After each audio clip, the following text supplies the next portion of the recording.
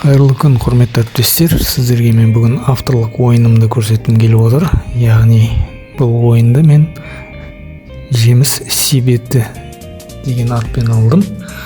Яғни бізде сұрақ бар, қате жауап және дұрыс жауап бар. Егер дұрыс жауабын бассақ, бізде себетпен қыз шығады, яғни себетіне алманы түсіруіміз керек.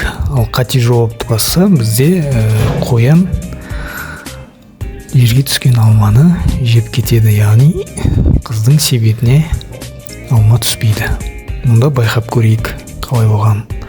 Егер бала сұраққа дұрыс жауап берсе, бізде себетпен қыз шығады, яғни көріп жіберейік, себетіне алма түседі.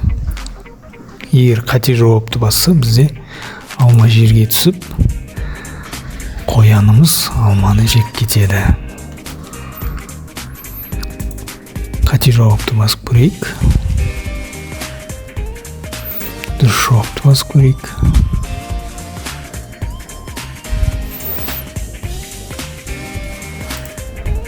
Жауап. Қате жауап.